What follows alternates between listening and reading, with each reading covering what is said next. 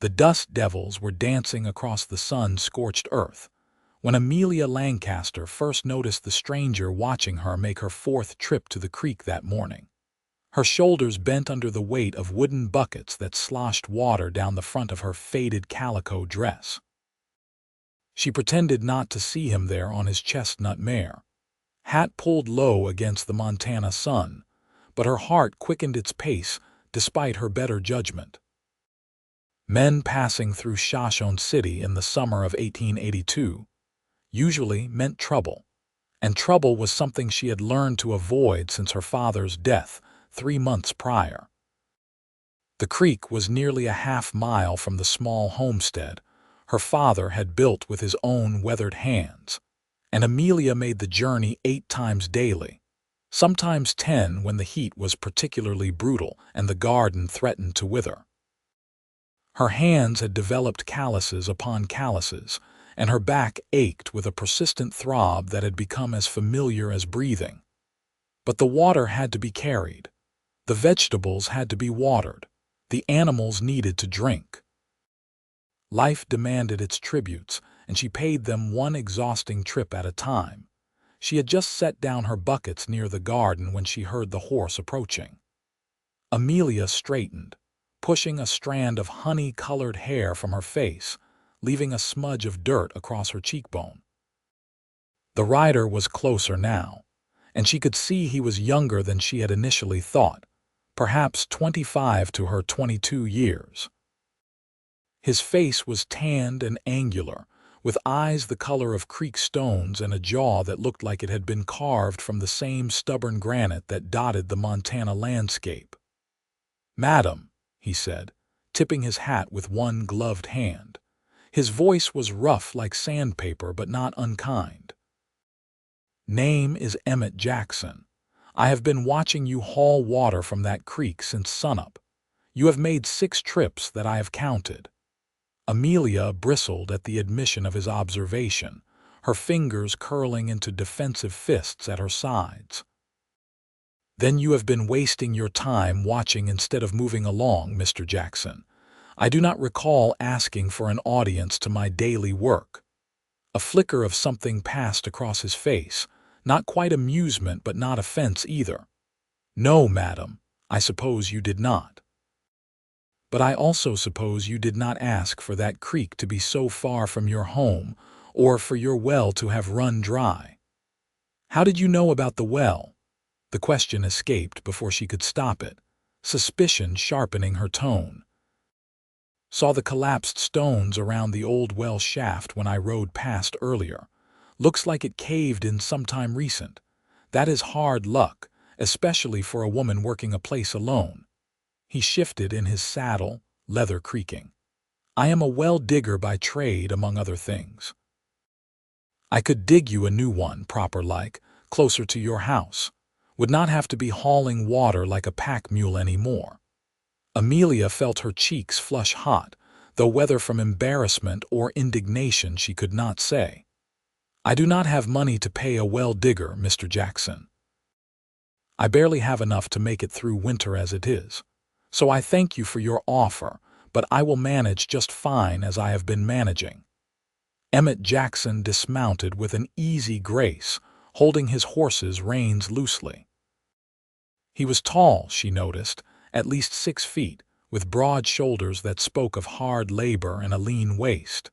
His clothes were worn but clean, and a revolver sat on his hip with the casual presence of something long familiar. "I did not mention payment, madam. I am offering to dig the well because it needs doing, and because I have the knowledge and the tools to do it right. Nothing in this world is free, Mr. Jackson. Everyone wants something." Her voice carried the weariness of someone who had learned that lesson through painful experience. He studied her for a long moment, those creek stone eyes taking in her defensive posture, the protective way she held herself, the exhaustion etched into every line of her young face. "Maybe I am just a man who does not like seeing someone struggle when he can help. Maybe that is payment enough, knowing I did something decent in a world that does not always reward decency." And maybe you are a drifter who will dig half a well and disappear with whatever you can steal in the night, Amelia shot back, though some of the heat had left her words. Emmett nodded slowly, acknowledging the fairness of her suspicion. That is possible, I suppose. Tell you what, Miss Lancaster, Amelia Lancaster, Miss Lancaster, I will make my camp down by those cottonwoods near the creek. I will dig your well, and I will not take a thing that is not freely given. When it is done and working, flowing with good clean water, you can decide then if you want to pay me with a meal or just a thank you. Fair enough. Amelia wanted to say no. Every instinct her father had taught her about trusting strangers in the wild Montana territory screamed at her to send this man on his way. But her back ached, her hands were raw, and the thought of not having to make that long trek to the creek multiple times a day was so tempting it hurt. You will stay down by the creek, not here on the property. Yes, madam, I will come up during the day to dig, and I will keep my camp down there. You have my word. She searched his face for any sign of deception, but all she found was a quiet patience and something else, something that looked almost like understanding. Fine, but I keep my father's rifle loaded, Mr. Jackson, and I know how to use it. I would expect nothing less, Miss Lancaster. He tipped his hat again and led his horse away toward the cottonwoods, leaving Amelia standing among her water buckets wondering if she had just made a wise decision or a foolish one. The next morning, Amelia woke to the sound of metal striking earth. She dressed quickly and went outside to find Emmett Jackson already working, his shirt sleeves rolled up past his elbows, sweat beginning to darken the fabric across his shoulders despite the early hour. He had chosen a spot about 30 yards from her house, close enough to be convenient but far enough to avoid any issues with the foundation or the small barn.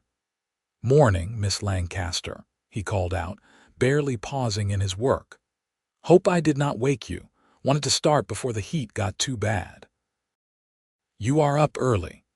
She crossed her arms, watching as he drove a post-hole digger deep into the Montana soil. Old habit. Light is precious in this work, cannot dig a well in the dark. He lifted another load of earth and deposited it in a growing pile beside the hole.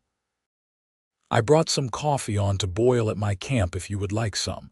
Not fancy, but it is hot and strong." "I have my own coffee, thank you." She meant it to sound dismissive, but it came out merely factual. Emmett nodded and went back to his digging. Amelia stood there for another moment, oddly off balance by his simple acceptance of her refusal, before turning back to her house to begin her own day's work. She still needed water from the creek for the morning, well or no well, and the chickens would not feed themselves. As she walked past him with her buckets, he paused long enough to say, "You should not have to make too many more trips.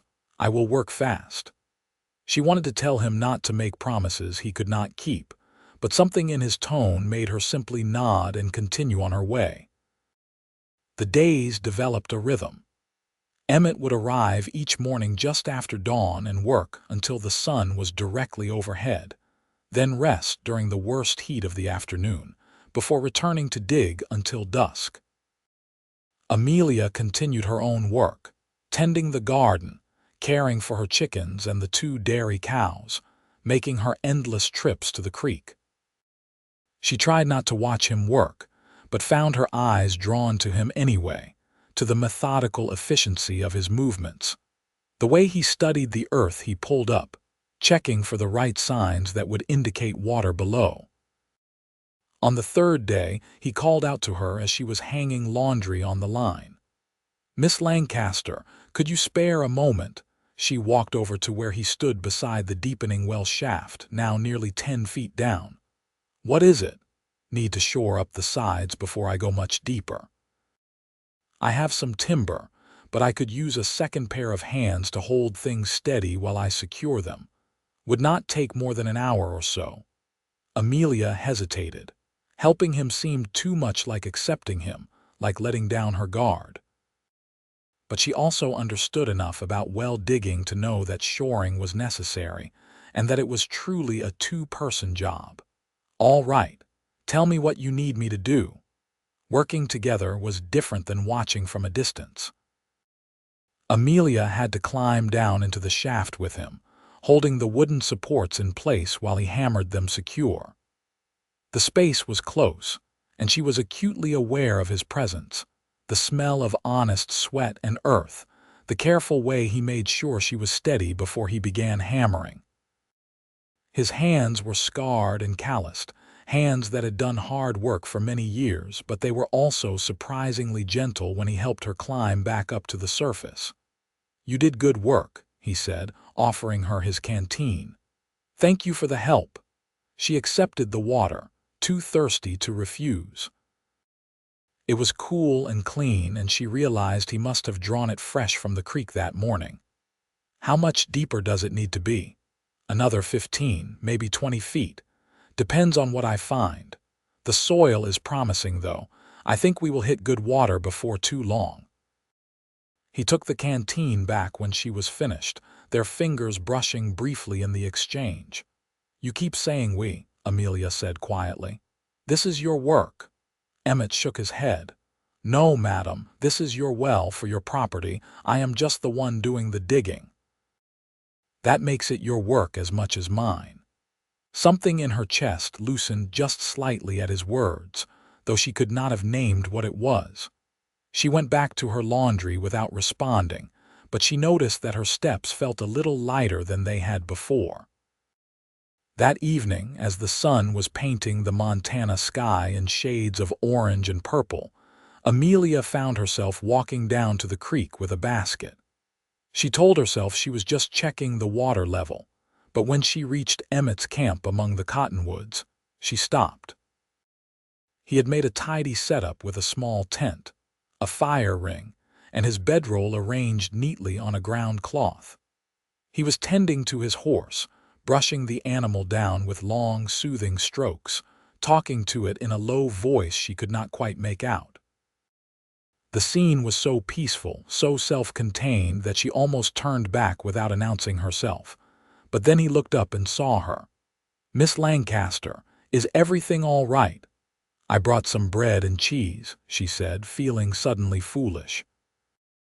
"I had extra from supper, and I thought, well, you are working hard and you should eat properly." Emmett's face transformed with a smile that made him look younger, less worn by whatever roads he had traveled. "That is very kind of you. Would you like to sit by the fire for a spell? I could make us some of that coffee you turned down the other day." She should have said no, should have handed him the basket and returned to the safety of her house and her solitude. Instead, she found herself saying, "I suppose I could stay for a few minutes." The coffee was indeed strong and hot, and the bread and cheese became a shared meal in the gathering darkness. Amelia sat on a fallen log while Emmett took a seat on a flat rock across the fire from her, a respectable distance maintained between them. "How long have you been working this land alone?" he asked after a comfortable silence had settled. 3 months. My father died in early May. Fever took him fast. He was healthy one day and gone within a week." The words still hurt to say, even though she had spoken them before to the few neighbors who came by to offer their condolences. "I am sorry for your loss. It is not easy to lose a parent." There was something in his voice that suggested he spoke from experience. "Did you lose your parents young?" The question was too personal, too intimate for their brief acquaintance, but the darkness and the firelight made it easier to ask things that daylight would have forbidden. Emmett nodded slowly. "My mother died when I was 12. Cholera. My father, he took it hard and started drinking. He died 5 years later when his horse threw him. I have been on my own since I was 17, working where I could, learning what I could. Well, digging pays decent when you can find the work, and it is honest labor. Do you have any siblings?" Amelia asked, wrapping her hands around the warm tin cup of coffee. A sister. She married a shopkeeper in Denver 3 years back. She is happy, has 2 children now. I get letters from her when I stay in one place long enough." He poked at the fire with a stick, sending sparks spiraling up into the night. "What about you? Any brothers or sisters?" "No, it was just me and my father. My mother died giving birth to me, so I never knew her. My father never remarried. He said one great love was enough for any man." She smiled sadly at the memory. "He talked about her sometimes, especially toward the end. I think he was ready to go to be with her again." "That is a powerful kind of love," Emmett said quietly, "the kind that lasts beyond death." They talked until the fire burned low, about small things and large things, about the land and the weather and the challenges of making a life in Montana territory. Amelia found herself laughing at his story about a well that had struck an underground stream so powerful it had nearly flooded the entire farm, and she shared her own tale of the time her father's prize rooster had terrorized a traveling preacher. When she finally stood to leave, the moon was high and bright, casting silver shadows across the landscape. "Thank you for the coffee, Mr. Jackson." "Emmett, please. Mr. Jackson makes me sound like someone important." "Then you should call me Amelia." "Miss Lancaster makes me sound like a schoolteacher." She picked up her empty basket, hesitating. "This was nice. Talking, I mean. I have not had much conversation since my father passed." "I enjoyed it too, Amelia, very much." The way he said her name, careful and respectful but warm, sent an unexpected flutter through her stomach. She walked back to her house under the watchful stars, and for the first time since her father's death, the silence waiting for her there did not feel quite so heavy. The well progressed steadily over the next week. Emmett worked with a tireless determination that Amelia could not help but admire. She found herself timing her chores so that she would be working within sight of him, hanging laundry or tending the garden while he dug deeper into the earth. They developed a pattern of conversation, calling out observations or questions to each other across the yard, building a familiarity that felt natural despite its rapid growth. On the 8th day, Amelia heard him shout with triumph. She dropped the beans she was snapping and ran to the well, her heart pounding with a hope she had not dared to fully embrace. Emmett was climbing out of the shaft, soaking wet and grinning like a boy on Christmas morning. "We hit water. Good, clean water and plenty of it. The flow is strong, Amelia. This well will serve you for years to come." Without thinking, she threw her arms around him in an impulsive hug, forgetting entirely that he was drenched and covered in mud. "You did it. You really did it." He stiffened for just a moment in surprise, then his arms came around her carefully, returning the embrace. "We did it," he corrected, his voice rumbling in his chest where her ear was pressed. "Could not have shored those walls without you." Amelia pulled back, suddenly aware of what she had done, of how forward she had been. Her face flamed red. "I apologize. I was just so excited and I forgot myself." "Nothing to apologize for." His hands fell away from her, but slowly, as if reluctant to break the contact. "It is good to see you happy. You should smile more often. It suits you." She did not know what to say to that, so she turned her attention to the well. "What happens now?" "Now I build up the walls above ground, put a proper cover on it, and install a pump. That will take another few days, but the hard part is done. You will have fresh water right here whenever you need it. No more trips to the creek." The prospect was so wonderful it almost did not seem real. Amelia looked at the well, at Emmett's muddy, triumphant face, and felt tears prick at her eyes. "I cannot thank you enough for this. You have given me back my life. I was so tired, so worn down from all that hauling. I did not know how much longer I could keep it up." "You would have kept it up as long as necessary," Emmett said with certainty. You are one of the strongest people I have met, Amelia. Not just physically, though hauling all that water proves your strength well enough, but strong in spirit. Not everyone could have kept this place running alone after losing their father. Most would have given up and moved to town or sold out to one of the big ranchers. I thought about it, she admitted. There is a rancher, Silas Carver, who has made offers to buy the land. He owns most of the valley now, always looking to expand. He came by 2 weeks after my father's funeral and said a woman alone could not possibly manage a homestead, that I should take his generous offer and move somewhere more suitable. Emmett's jaw tightened. What did you tell him? I told him my father built this place with his own hands and his own sweat, and I would die before I let it go to a man who already had more than he needed. He did not like that answer much. She smiled at the memory of Silas Carver's flustered, angry face. I imagine he did not. Men like that are not accustomed to hearing no, especially from a woman. Emmett glanced toward the road that led to town, as if expecting trouble to appear. Has he come back, once more, about 3 weeks ago? Made the same offer, same speech about how difficult it would be for me to manage alone. I gave him the same answer. He left angry, said I would regret my stubbornness when winter came and I was freezing and starving. You will not freeze or starve, Emmett said firmly, not if I can help it.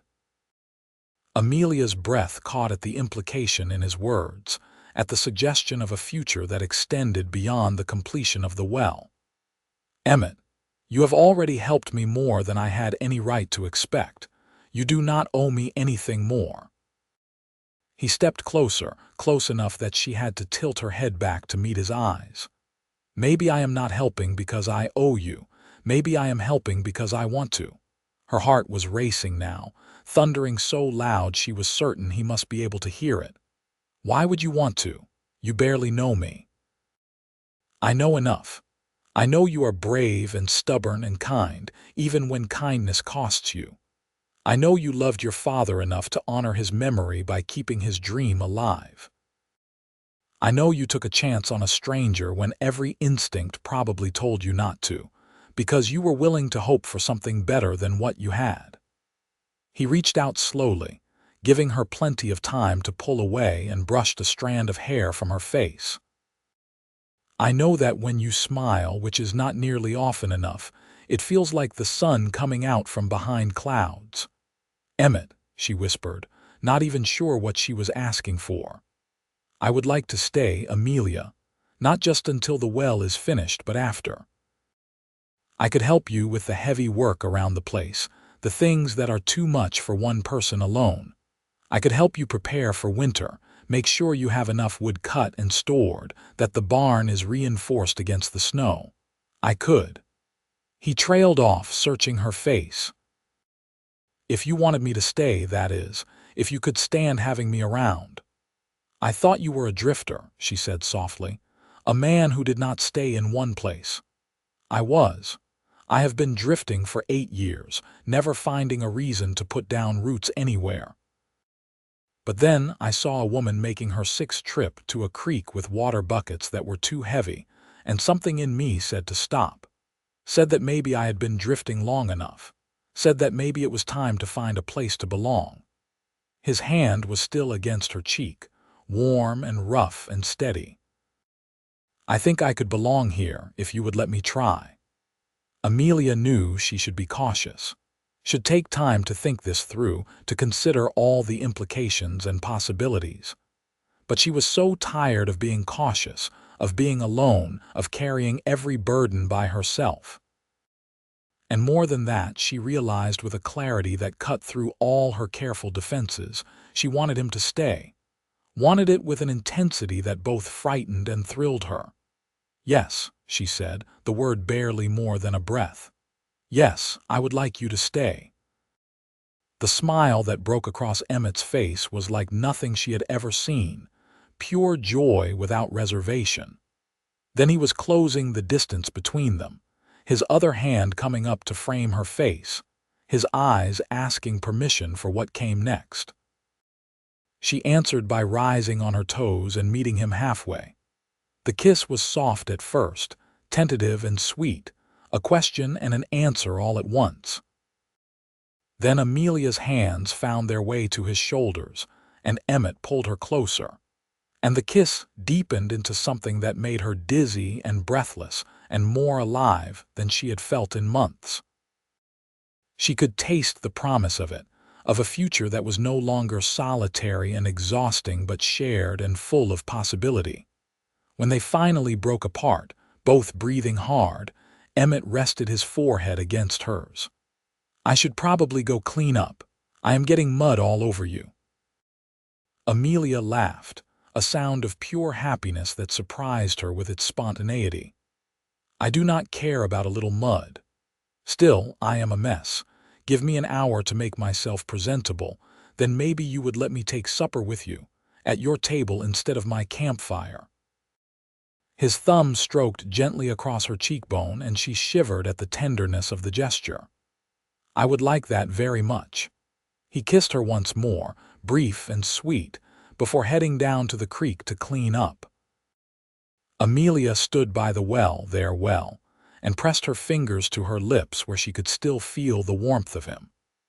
The sun was beginning its descent toward the horizon, painting the sky in brilliant colors, and she thought about how much had changed in just over a week. How her life had gone from endless, exhausting sameness to this moment of joy and hope, and the terrifying, wonderful knowledge that she was falling in love. She went inside to prepare supper with more care than she had given a meal in months. She set the table with her mother's good dishes that had been wrapped in cloth since her father's death, smoothed her best tablecloth over the scarred wood, and even picked a handful of wildflowers to put in a jar as a centerpiece. It felt important to mark this moment, this shift from survival to something that looked like a real life again. Emmett arrived exactly an hour later, his hair still damp from washing, wearing a clean shirt she had never seen before. He had shaved, and the sight of his face without the usual scruff of stubble made him look younger and somehow more vulnerable. He carried a bottle in one hand and looked uncharacteristically nervous. "I had this in my saddlebag," he said, holding up the bottle. "Been saving it for a special occasion. Figured this qualifies." Amelia took it and saw it was a decent whiskey, probably expensive by her standards. "You did not have to do this." "I wanted to. Besides, we should toast the well, should we not, and maybe a few other things worth celebrating." They ate the simple meal of fried chicken and biscuits with fresh vegetables from the garden, talking and laughing like old friends rather than new acquaintances. The whiskey was smooth and warming, and Amelia felt her cheeks flush with the combination of alcohol and happiness. After they had finished eating, Emmett helped her clear the dishes, working comfortably in her small kitchen as if he had been doing it for years. "Tell me about your plans for the winter," he said as they worked. "What still needs to be done before the snow comes?" Amelia dried a plate, considering. "The barn roof needs patching on the north side. There are some gaps in the house walls that should be chinked better. I need to put up more preserves and vegetables, smoke some meat if I can manage to get any. Firewood is the biggest concern.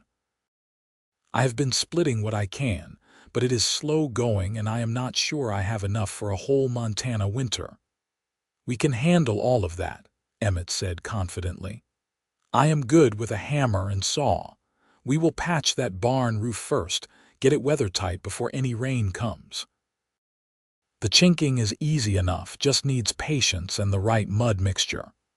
As for the firewood, that is hard work, but it goes faster with two. And for the meat, I am a fair shot with a rifle. We can go hunting together, get a deer or two, maybe an elk if we are lucky." The casual way he said "we" and "together" made Amelia's heart flutter. "You have really thought about this, have you not? About staying?" He set down the dish he was washing and turned to face her fully. "I have thought about little else for the past 3 days. I know this is fast, Amelia. I know we have not known each other long. But I learned young that life is short and uncertain, and when something feels right, you do not waste time questioning it. This feels right. Being here, being with you, it feels like something I have been looking for without knowing I was searching. Amelia set aside her dish towel and moved closer to him. It frightens me how much I want this. I have been alone and independent for so long, even before my father died. He was sick for years before the fever took him, getting weaker, needing more help. I learned to rely on myself, to not expect help from anyone. And now here you are, offering to stay, offering to share this life, and I want to say yes with every part of me. But I am also terrified. What frightens you? His voice was gentle, patient. That it is too good to be true. That you will wake up one morning and realize you made a mistake, that drifting was better than being tied down to a struggling homestead, and a woman who does not even know if she can keep this place going. The fears tumbled out, raw and honest. Emmett took both her hands in his, waiting until she met his eyes. I am not going to wake up and leave, Amelia. I am not the kind of man who makes promises lightly, and I am promising you now that I am here for the long run. Will there be hard times? Probably. Will we struggle sometimes? Most likely. But we will struggle together, and that makes all the difference. As for the homestead, I have seen enough to know this place is worth fighting for, and I have no doubt we can make it thrive. Your father built something good here, and we are going to honor that by making it even better. How are you so sure? She whispered. Because of you. Because I see your strength and your determination, and I know that with those qualities and my own skills, there is nothing we cannot handle. He raised one of her hands to his lips, pressing a kiss to her knuckles. I am asking you to trust me, Amelia. Trust that I mean what I say. Trust that this is real. She wanted to believe him so badly it ached. Looking into his eyes, seeing nothing but sincerity and warmth, she made her choice. I do trust you. I know I should not, that it is foolish to trust someone so quickly, but I do. You have given me no reason not to. And I never will, he promised. Then he was kissing her again, and she was kissing him back with all the hope and fear and joy swirling in her chest. His arms came around her waist, and she looped hers around his neck, and they stood in her small kitchen holding each other like they were the only solid things in an uncertain world. When they finally parted, both flushed and breathless, Emmett said, I should probably get back to my camp. I do not want to compromise your reputation. My nearest neighbor is 3 miles away. I do not think my reputation is in much danger. But she appreciated the thoughtfulness behind the gesture. Still, I want to do this properly. Court you the way you deserve to be courted, not rush into things just because we are isolated out here. He stroked her hair back from her face, the gesture already becoming familiar. Will you allow me to court you, Amelia Lancaster, official-like with all the proper respect and consideration? She smiled, charmed despite herself. Yes, Emmett Jackson, I will allow you to court me official-like. Good. Then I will say good night now and see you in the morning. We have a well to finish after all. He kissed her once more, soft and sweet, before heading out into the night. Amelia watched him go from the doorway, then closed the door and leaned against it, her hand pressed to her racing heart. Her life had changed so much in such a short time, and instead of feeling overwhelmed, she felt energized. For the first time since her father's death, she was looking forward to tomorrow. The next few days were a blur of activity and growing affection. Emmett finished the well, installing a sturdy pump that brought clear, cold water up with just a few strokes of the handle.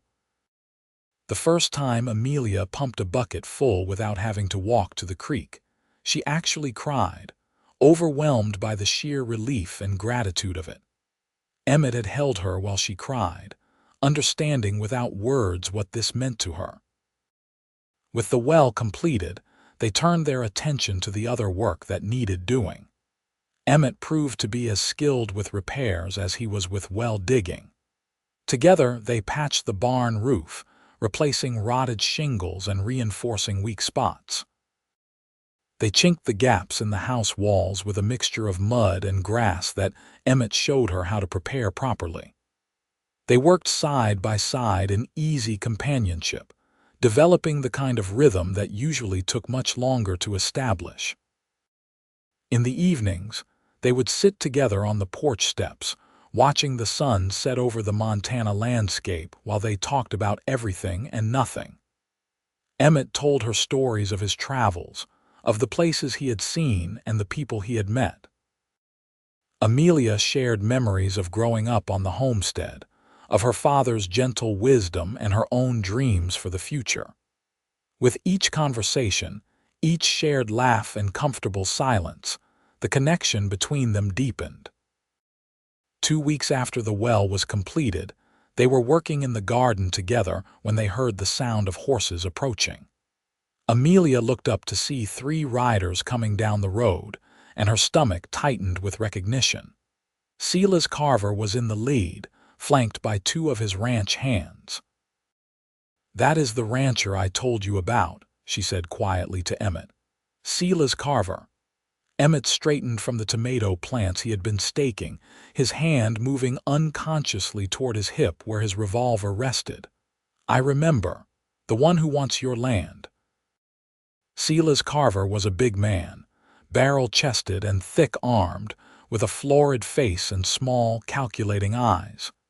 He was probably in his late 40s, successful, and used to getting what he wanted. He reined in his horse at the edge of the garden, looking down at them with barely concealed disdain. "Miss Lancaster," he said, touching his hat brim in a perfunctory gesture. "I see you have taken on help. Smart move, though I am surprised you could afford hired hands given your situation." "Mr. Carver," Amelia replied coolly, moving to stand beside Emmett. "This is Emmett Jackson. He is not a hired hand. He is my—" She hesitated, unsure what to call him. "Her intended," Emmett finished smoothly, placing a hand on the small of her back in a gesture that was both protective and possessive. "And you would be the man who has been bothering her to sell her father's land." Silas's eyes narrowed. "Bothering is a strong word. I have been making generous offers to help a woman in a difficult situation. This land should be part of a proper ranch operation, not wasted on a small homestead that will fail within a year." "This land is not wasting and this homestead is not failing," Amelia said sharply. "I have told you twice now that I am not selling. That answer has not changed. Perhaps your intended should hear the practical side of things," Silas said, addressing Emmett as if Amelia had not spoken. "This is hard country, and it takes significant resources to make it through a winter. A woman alone, or even a woman with a single man to help her, cannot possibly compete with an established ranch. My offer is more than fair. You could take the money, buy a place in town, start over somewhere easier. Or we could stay right here and build something of our own," Emmett said, his voice carrying an edge of steel beneath its calm surface. "Seems to me that is what homesteading is all about. Working hard, building something from nothing, making a life on your own terms." "Idealistic nonsense," Silas snorted. "I have seen dozens of small homesteads fail over the years. The land swallows them up eventually. Better to sell now while the offer is still good." "The answer is no, Mr. Carver," Amelia said firmly. "Please leave my property." Silas's face reddened with anger. "You are making a mistake, both of you. When winter comes and you are struggling, when your supplies run out and your stock dies, do not come begging to me. This offer will not stand forever." "We will take our chances," Emmett said. His hand had not moved from Amelia's back, steady and reassuring. "Now I believe the lady asked you to leave." For a moment, Tension crackled in the air, and Amelia wondered if Silas would push the issue. But then he jerked his horse's head around and spurred it toward the road, his ranch hands following. "Your funeral," he called back over his shoulder. "Do not say I did not warn you." They watched until the riders were out of sight. Only then did Amelia realize she had been holding her breath. She let it out in a shaky exhale. That was unpleasant. Men like that usually are, Emmett agreed. But he is gone now, and he heard the answer clear enough. With any luck, he will leave you alone now. I am not sure luck has much to do with men like Silas Carver. He is used to getting what he wants, and he wants this land. She turned to look up at Emmett. "You called yourself my intended. Was that just for his benefit, or did you mean it?" Emmett's expression grew serious. "I meant it, if you are willing. I know we have only known each other a few weeks, but I have never been more certain of anything. I want to marry you, Amelia. I want to build a life here with you, make this place thrive, maybe raise a family someday. But only if that is what you want too. I will not rush you into anything you are not ready for." Amelia's heart was racing again, but this time it was not from fear. "When would you want to get married?" "As soon as you are willing. We could ride into Shoshone City tomorrow, find a preacher, make it official. Or we could wait if you want a proper wedding with guests and a celebration." "I do not need guests or a celebration," Amelia said slowly. "Everyone I cared about is gone except you. But I would like to be married properly, with words spoken and vows exchanged. I would like it to be real and binding." "It will be both," Emmett promised. "More real than anything I have ever done. So is that a yes? Will you marry me?" "Yes," Amelia said, and she was smiling so wide it hurt. "Yes, I will marry you." Emmett let out a whoop of joy and swept her up in his arms, spinning her around until she was laughing and dizzy. When he set her down, he kissed her with a passion that made her knees weak, and she kissed him back with all the love and hope and excitement bubbling up inside her. They rode into Shoshone City the next day, Amelia riding behind Emmett on his horse, since she had only the old draft horse her father had used for plowing. The town was small but growing, a cluster of wooden buildings along a dusty main street with the mountains rising dramatically in the background. They found the church easily enough, a simple white structure with a steeple and a bell. The preacher, Reverend Matthews, was a kind-faced man in his 60s who listened to their request with gentle understanding. "You want to be married today, right now, if that is possible," Emmett said, his arm around Amelia's waist. "We do not need anything fancy. Just the words and the blessing." Reverend Matthews studied them both carefully. "You are both of age, both entering into this of your own free will." "Yes, sir," they answered together. "And you understand that marriage is a sacred bond, not to be entered into lightly or dissolved easily." "We understand," Amelia said. "I am 22 and he is 25. We are both old enough to know our minds, and we know what we want." The preacher smiled. "Love is a powerful thing, especially when it is genuine. I can see that what you two have is real. I would be honored to marry you. Let me find my wife to serve as a witness, and we will get you properly wed." The ceremony was simple but meaningful. Amelia wore her best dress, a blue calico that had been her mother's, and Emmett had put on his cleanest shirt. They stood together before the altar, holding hands, and spoke their vows with voices that shook with emotion. When Reverend Matthews pronounced them husband and wife, Emmett kissed her with such tenderness that Amelia felt tears slide down her cheeks. They signed the marriage certificate, thanked the preacher and his wife, and rode back to the homestead as the sun was beginning to set. It felt different now, Amelia thought. It was not just her father's place anymore, or even her place. It was their place, hers and Emmett's, the foundation of the life they were going to build together. That night, They came together as husband and wife in the small bedroom that had been Amelia's alone for so long. Emmett was gentle and patient, taking his time, making sure she felt safe and cherished. There was awkwardness at first, the inevitable fumbling of two people learning each other's bodies, but there was also joy and pleasure and a deep sense of rightness.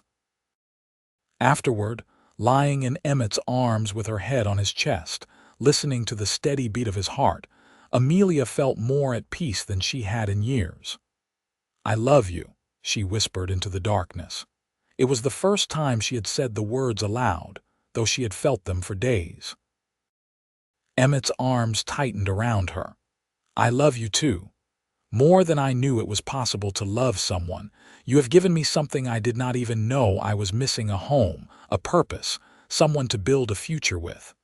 We are going to make it work," Amelia said with fierce determination. "This homestead, this life, all of it. We are going to prove Silas Carver and everyone else wrong." "Yes, we are," Emmett agreed. "Together, we can do anything." They fell asleep wrapped in each other's arms, and for the first time in months, Amelia did not have nightmares about being alone. The weeks that followed were filled with hard work and growing happiness.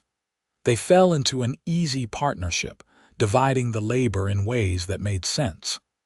Emmett took on the heaviest physical work, splitting firewood, repairing fences, reinforcing the barn. Amelia continued with the garden and the animals, but now she had help with the tasks that had always been too difficult alone. Together, they accomplished in days what would have taken her weeks by herself. They went hunting in late September, riding out into the foothills with rifles and packs. Emmett proved to be as good a shot as he had claimed, bringing down a large buck with a single, clean shot. They dressed and butchered it together, and Amelia showed him how her father had taught her to preserve the meat with smoke and salt. By the time they were done, they had enough venison to last well into the winter, plus hides that Emmett could tan and sell in town for extra money. The garden produced bountifully, and they spent long days canning and preserving everything they could. Tomatoes and beans, pickles and relishes, jams from the wild berries Amelia knew where to find. The shelves in the small root cellar filled up with jars, a rainbow of preserved summer to carry them through the cold months ahead. As October arrived and the first frosts began to touch the mornings, they turned their attention to fortifying the house against winter. Emmett built shutters for the windows to provide extra insulation, and they stuffed rags and old cloth into every crack and crevice they could find. He chopped and split firewood with a relentless determination, building a woodpile that grew larger and more reassuring by the day. One evening, as they sat by the fire after supper, Emmett said, "We should think about expanding the house next spring. Add on a room or two. We are going to need more space eventually." Amelia looked up from the socks she was darning. "More space for what?" He gave her a meaningful look. "For a family, if we are blessed with one. I know it is early yet, but I would like to have children with you someday. Several, if you are willing. I want this place to be filled with noise and laughter and the kind of life that makes all this work worthwhile." The thought of children, of little ones running around the homestead, made Amelia's heart swell. "I would like that too. I have always wanted children, but I never let myself think too much about it when I thought I would be alone forever." "How many are you thinking?" "As many as we are blessed with," Emmett said with a grin. "Though 3 or 4 sounds like a good number. Enough to help with the work when they are older, but not so many we cannot feed and clothe them properly." 3 or 4, Amelia repeated, testing the words. "Yes, I think that sounds perfect." Emmett set aside the leather strap he had been oiling and moved to sit beside her on the small sofa. "You are going to be an amazing mother, patient and kind, but strong enough to teach them what they need to know to survive out here. And you will be a wonderful father," Amelia said, leaning into his warmth. You will teach them to work hard and be honest, to help others and keep their promises." They sat together in comfortable silence, imagining the future they were building, until the fire burned low and sleep called them to bed. Winter arrived in earnest in early November, the first significant snowfall blanketing the landscape in white. Amelia woke to find Emmett already up and dressed, looking out the window at the transformed world. "It is beautiful," she said, coming to stand beside him. "It is," he agreed, "and we are ready for it. The animals are secure, the house is tight, and we have more than enough supplies to last until spring. Your father would be proud of what you have accomplished here." "What we have accomplished," Amelia corrected. "I could not have done this without you." "We make a good team," Emmett said, pulling her close. "And we are going to continue making a good team for the rest of our lives." The winter proved to be hard but not unbearable. The snow piled high and the temperatures dropped low, but they were prepared. The house stayed warm with the fire and the careful insulation. The animals weathered the cold in the reinforced barn. They had food aplenty and work to keep them occupied during the long, dark days. It was during those winter months, trapped inside by blizzards and ice, that Amelia and Emmett truly learned each other. They talked for hours about their hopes and dreams, their fears and regrets. They played cards and read aloud from the few books Amelia owned. They made love with a passion that deepened with familiarity, learning exactly how to please each other, building an intimacy that went far beyond the physical. In late December, Amelia realized her monthly courses had not come. She waited another week to be sure, then told Emmett one evening after supper. "I think I might be with child." Emmett's face transformed with wonder and joy. "Truly, you are certain?" "As certain as I can be without a doctor confirming it, but I know my body and the signs are there." She placed her hand over her still flat stomach. "If I am right, the baby will come sometime in late summer." Emmett crossed the room in 2 strides and lifted her into his arms, spinning her gently before setting her carefully back down as if she were made of glass. "This is wonderful news." "The best news. We are going to have a baby." His excitement was infectious, and Amelia found herself laughing and crying at the same time. "We are going to be parents. Can you believe it?" "I can believe it because it is the most natural thing in the world," Emmett said, kissing her forehead, her cheeks, her lips. "We love each other, and that love is creating new life. What could be more right than that?" They spent the rest of the evening making plans, talking about names and nurseries and all the things they would need. Emmett became even more protective and attentive, if that was possible, insisting that Amelia rest more and let him handle the heavier chores. She protested at first, but eventually gave in to the pleasure of being cared for so thoroughly. Winter slowly gave way to spring, the snow melting to reveal the brown earth beneath. As the weather warmed, they began working outside again, preparing the fields for planting. Amelia's pregnancy was becoming visible now, a gentle swell beneath her dresses that Emmett loved to rest his hand against, talking to the baby and telling it stories about the world it would soon enter. One day in late April, they had visitors. A wagon rolled up the road, and Amelia recognized the driver as Tom Henderson, one of their nearest neighbors. His wife Sarah was beside him, and their 3 children were in the back of the wagon. "Miss Lancaster," Tom called out, then corrected himself with a grin. "I mean Mrs. Jackson. Heard you got yourself married over the winter. Congratulations." "Thank you, Tom," Amelia said, surprised and pleased by the visit. The Hendersons lived nearly 5 miles away, and she had not seen them since before her father's death. "What brings you out this way?" "Heard about your husband digging that well last fall," Sarah said, climbing down from the wagon with Tom's help. "Word got around town about what a fine job he did. Tom and I were hoping Mr. Jackson might be willing to dig us a well too. Ours has been giving us trouble, water coming up muddy and slow. We would pay fair, of course. Emmett had emerged from the barn, wiping his hands on a rag. I would be happy to take a look, see what needs to be done. When were you thinking? Soon as possible if you can manage it, Tom said. With 3 young ones, we go through a lot of water and hauling it from the creek is getting old fast. Emmett looked to Amelia, asking silently for her opinion. She nodded. They could use the money and it felt good to be able to help neighbors. I can start next week if that works for you, Emmett said. It will take me a few weeks to complete, depending on how deep I need to go. That would be wonderful, Sarah said. Then, noticing Amelia's condition, her face lit up. Oh my goodness, you are expecting. Congratulations. When are you due? Late August, we think, Amelia said, feeling herself blush. How exciting. You're first, right? If you need any advice or help, please do not hesitate to ask. I have been through it 3 times now, so I know a few things about babies. Sarah's kindness was genuine, and Amelia felt a rush of gratitude for the offer.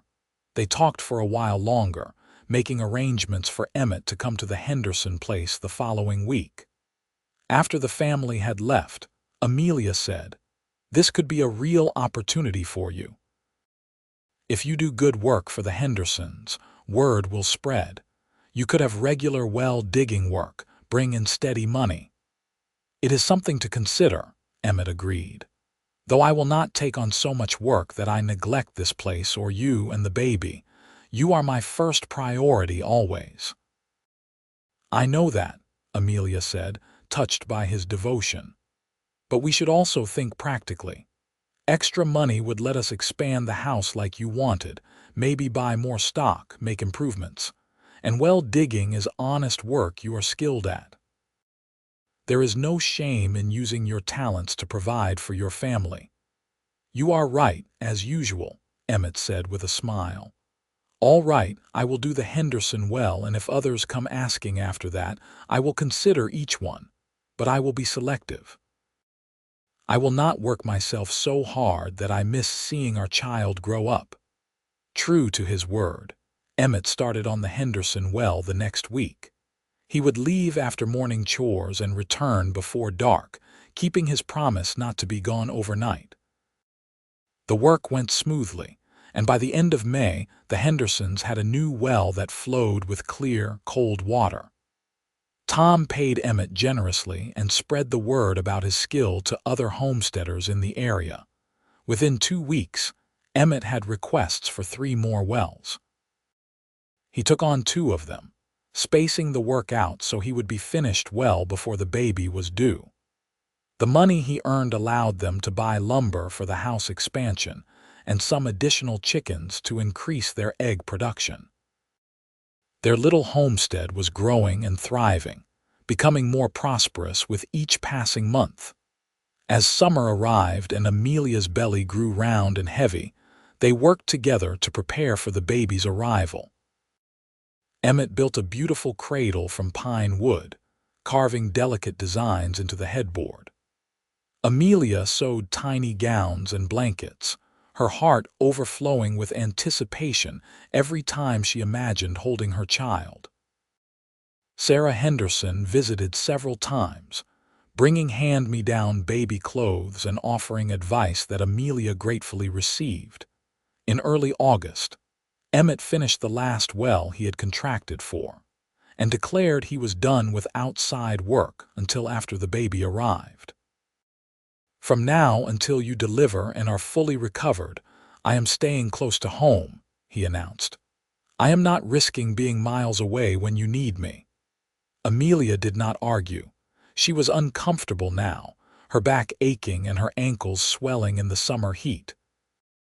Having Emmett nearby was a comfort, and she leaned on him more than she would have admitted even a few months ago. The baby came on a hot August night, 3 weeks before they expected it. Amelia woke Emmett in the early hours of the morning, her water having broken, contractions already coming regularly. Emmett wanted to ride for help, to fetch Sarah Henderson or a midwife from town, but Amelia shook her head. "There is no time. This baby is coming fast. You are going to have to help me, Emmett." She could see the fear flash across his face, but he pushed it down and nodded. "All right, tell me what to do." Amelia talked him through the process as much as she could between contractions, relying on the knowledge passed down from her father's stories of her own birth and from Sarah's advice. Emmett was steady despite his obvious terror, following her instructions, offering her water and cool cloths, holding her hand and telling her she was doing wonderfully even when she screamed with the pain. As dawn light began to filter through the windows, their son entered the world with a lusty cry that announced his displeasure at the sudden change in circumstances. Emmett caught him with shaking hands, tears streaming down his face as he wrapped the baby in the soft blanket Amelia had prepared and placed him on her chest. "He is perfect," Emmett whispered, his voice rough with emotion. "Amelia, look at him. He is absolutely perfect." Amelia gazed down at the tiny, red-faced infant in her arms and felt a love so powerful it took her breath away. "Hello, little one," she murmured. "Welcome to the world." They had discussed names for months, unable to decide between several they both liked. But looking at her son now, Amelia knew with certainty what his name should be. "Thomas," she said, "after my father, Thomas James Jackson." "Thomas James," Emmett repeated, testing the name. "It is perfect. He is perfect. You are perfect." He kissed her forehead gently. "You were so brave." "I have never been more in awe of anyone in my life." In the days that followed, they adjusted to life with a newborn. Thomas was a healthy, hungry baby who made his needs known with impressive volume. Amelia was exhausted, but happier than she had ever been, marveling at the miracle of the tiny life they had created.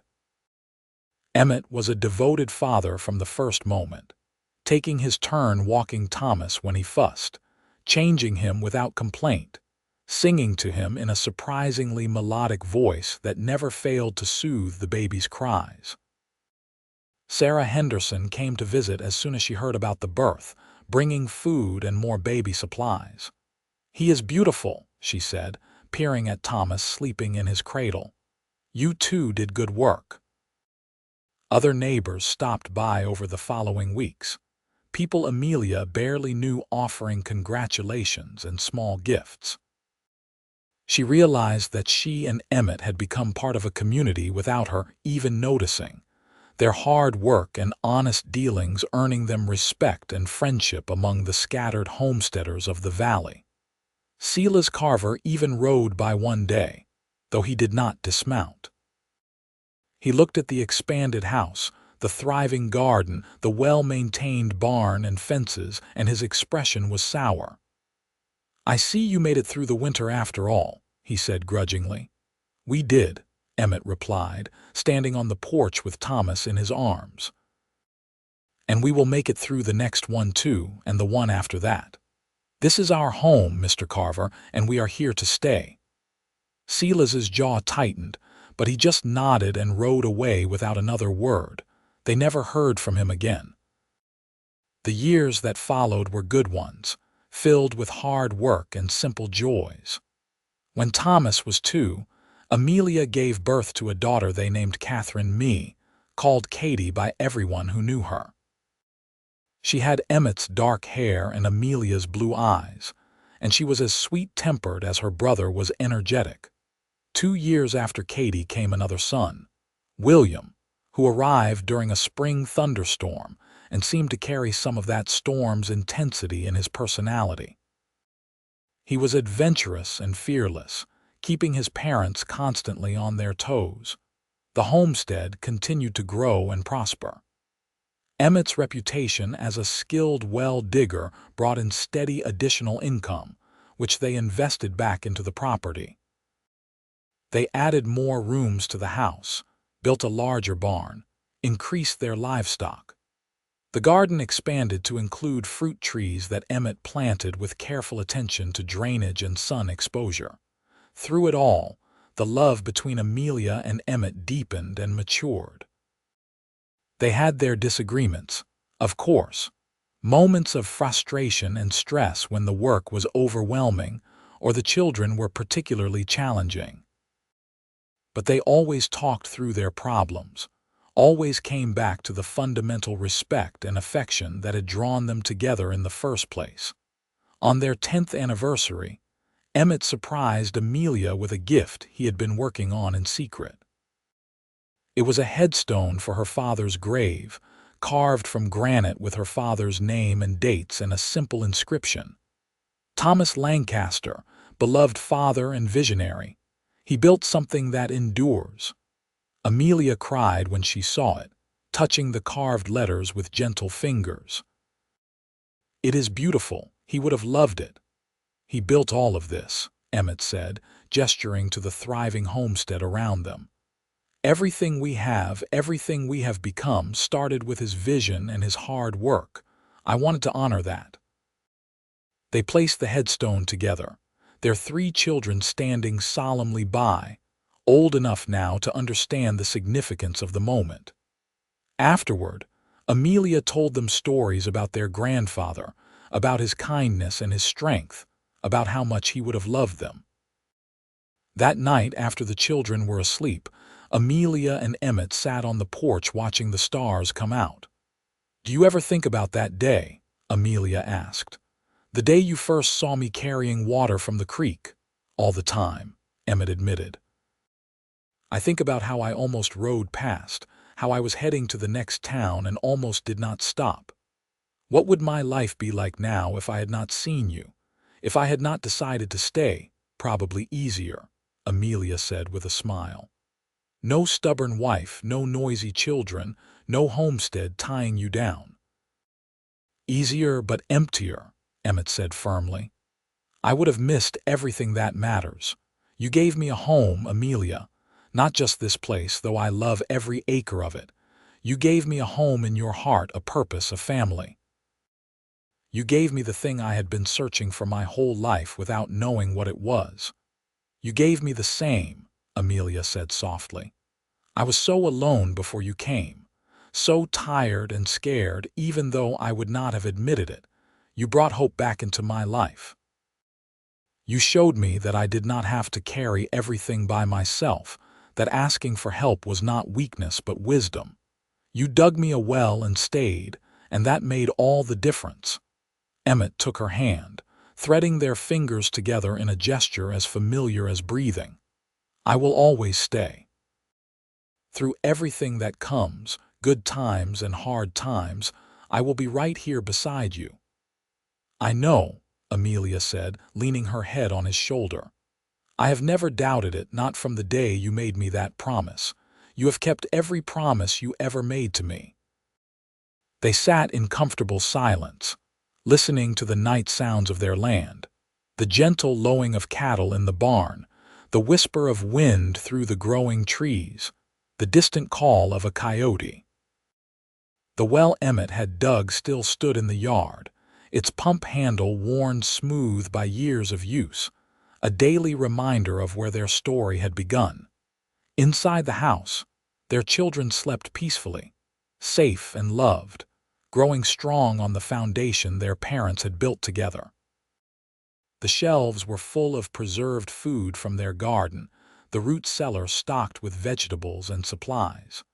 The barn held healthy animals and equipment in good repair. Everything spoke of care and attention, of 2 people working together to build something lasting. As the years continued to pass, that homestead in the Montana Valley became a landmark of sorts. People would point it out when giving directions, saying things like, "Turn left at the Jackson place, the one with all the fruit trees," or "The Jacksons live out that way, finest well digger in the territory." Thomas grew into a serious, thoughtful young man who loved the land as much as his mother did. Katie developed a gift with animals, able to calm even the most skittish horse with her gentle touch. William, true to his storm-born nature, became an explorer, always ranging to the edges of the property and beyond, though he always came home by supper time. When Amelia was 35, she gave birth to their fourth and final child, a daughter they named Rose. She arrived easily, almost as if she knew she was completing their family rather than starting it, and she brought with her a calm sweetness that rounded out the more intense personalities of her siblings. Emmett, now approaching 40, had more gray in his hair but was still strong and vital, his body hardened by years of physical labor. He had become a respected figure in the community, known for his fairness and his skill, sought out for advice on everything from well placement to conflict resolution. Amelia had grown into her role as wife and mother with a grace she had not known she possessed. She ran the household with quiet efficiency, managed the garden and preserving with expertise, and raised their children with a combination of love and discipline that produced good, kind, hardworking young people. Their marriage had become the kind of partnership that others envied, built on mutual respect, shared goals, and a love that had only grown stronger with time. They still made each other laugh, still found joy in each other's company, still came together with passion despite the exhaustion of parenting and farming. They were proof that quick connections could be lasting ones, that love at first sight was not just the stuff of fairy tales, but could be the foundation of a real, enduring relationship. As Thomas approached his 18th birthday, he told his parents he wanted to stay on the homestead, to help his father expand the farming operation and eventually take it over. Emmett and Amelia were thrilled, knowing the land would stay in good hands when they were gone. Katie, now 16, had attracted the attention of the Hendersons' eldest son, and a courtship was developing that looked likely to lead to marriage. Amelia watched her daughter bloom under young John Henderson's attention and felt a pang of recognition, remembering what it was like to be young and falling in love. William, at 14, announced he wanted to be a surveyor, to map the wild territories that were still being explored and settled. It was a dangerous profession, but suited his adventurous nature, and his parents supported his dream even as they worried about the risks. Little Rose, now 8, was still too young to know what her future held, but she showed signs of her mother's practical nature combined with her father's optimism. She helped in the garden without being asked, sang while she worked, and had a smile for everyone she met. One evening in late summer, the whole family gathered on the expanded porch that now wrapped around two sides of the house. The sun was setting in a spectacular display of oranges and purples, painting the mountains in shades of fire. Emmett had his arm around Amelia, and their children were scattered around them, talking and laughing, completely at ease in the security of their family. "This is what it is all about," Emmett said quietly to Amelia. "This moment, right here. This is why I stopped that day when I saw you carrying water. This is why I stayed. Because you knew we would end up with 4 children and a thriving farm," Amelia teased. "Because I knew, somehow, that stopping would lead to the life I was meant to live. I did not know the details, but I knew it felt right, and I have never regretted that decision, not for one single moment." "Neither have I," Amelia said, watching their children. "When you offered to dig that well, you gave me so much more than easier access to water. You gave me a future I could not have imagined. You gave me love and partnership and this beautiful family. You changed everything." "We changed everything," Emmett corrected. "You had to be brave enough to let me stay, to trust me when you had every reason not to. You had to be willing to build this life with me, to work as hard as I did to make it successful. This is our accomplishment together." As the stars began to appear in the darkening sky, The family gradually drifted inside, called by the needs of bedtime and the promise of another early morning. Emmett and Amelia stayed on the porch a while longer, holding hands and watching the night deepen around their home. The well stood silent in the yard, its pump handle glinting in the moonlight. Tomorrow, Amelia would use it to draw water for the garden, for the animals, for all the daily needs of their busy household. She would do it without thinking, the action so routine now that she rarely remembered those exhausting days of hauling water from the creek. But sometimes, usually on quiet evenings like this one, she would remember. She would think about how different her life might have been if a certain cowboy had not stopped to watch her make her 6th trip of the day, if he had not had the skills to dig her a well, if he had not been the kind of man who kept his promises and stayed when staying was hard. She thought about all the moments that had led to this one, every shared meal, every whispered conversation, every crisis weathered together, every joy celebrated side by side. She thought about the children they had created and raised, the home they had built and expanded, the community they had become part of, the legacy they were creating for future generations. It all traced back to one simple act of kindness, one man seeing a woman struggling and deciding to help. From that small beginning had grown everything that mattered in Amelia's life. "Thank you," she said suddenly, turning to look at Emmett's familiar, beloved face. "For what?" he asked, though his eyes suggested he knew. "For stopping, for staying, for loving me and building this life with me. For every well you dug, every fence you mended, every time you held me when I was scared or tired or overwhelmed. For being exactly the man I needed, even when I did not know I needed you." Emmett pulled her close, kissing the top of her head. "Thank you for letting me. Thank you for being brave enough to say yes when I asked to stay. Thank you for loving me back, for giving me children and a home and a purpose. Thank you for every day we have had together, and for all the days still to come." They stood together in the Montana darkness, two people who had found each other against all odds, who had built something beautiful from nothing but hard work and stubborn hope. The well stood as a testament to where they had started, but the thriving homestead around them showed where they had gone, how far love and partnership could carry two people willing to work for it. Inside the house, their children slept, secure in the knowledge that they were loved and safe.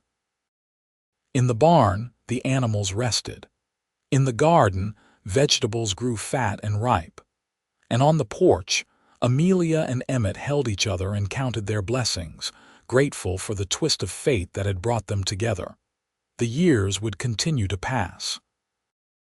Their children would grow and marry and have children of their own. The homestead would expand further, accommodating new generations. Emmett would dig more wells, becoming something of a legend in the territory for his skill and reliability. Amelia would become a grandmother, passing on her knowledge and her strength to her daughters and granddaughters. But through all of it, the foundation would remain the same: the love between a woman who had been carrying water from the creek daily and the cowboy who had dug her a well and stayed. That love, tested by time and hardship, celebrated in joy and triumph, would endure. It would be the story they told their grandchildren on winter evenings, the tale of how their family began. It would be simplified in the retelling, reduced to its essential elements. He saw her struggling. He helped. They fell in love. They built a life. But the simplicity would not diminish the truth of it. The miracle of two souls finding each other in the vast Montana territory, and choosing to stay together through everything that followed. On their 25th anniversary, Emmett and Amelia renewed their vows in a small ceremony attended by their children, now grown, and their 2 grandchildren. Standing in front of the same preacher who had married them all those years ago, They spoke words of love and commitment with voices seasoned by time but no less sincere. "I promise to love you all my days," Emmett said, his hand steady in hers. "To work beside you, to build our dreams together, to be your partner in everything. Just as I promised 25 years ago, and just as I will promise every day for the rest of my life." "I promise to trust you and support you," Amelia replied, looking into eyes she knew as well as her own. "To share this life we have built, to face whatever comes with you at my side. You gave me everything I needed when you stayed, and I promise to give you the same: a home, a partnership, a love that endures." When they kissed, their children and grandchildren cheered, and the sound echoed across the valley, a celebration of love and commitment and the beautiful life that had grown from one simple act of compassion. As the sun set on that anniversary day, Amelia and Emmett returned to their home, their children and grandchildren scattered to their own houses nearby. The homestead was quiet again, but it was the quiet of fulfillment rather than loneliness. They went out to the well together, and Emmett worked the pump handle, bringing up clear, cold water that filled the bucket to the brim. Amelia cupped her hands under the stream, drinking deeply, then laughing as Emmett splashed her playfully. "After all these years, it still flows strong," Emmett observed. "I did good work on this well." "The best work," Amelia agreed, "in more ways than one."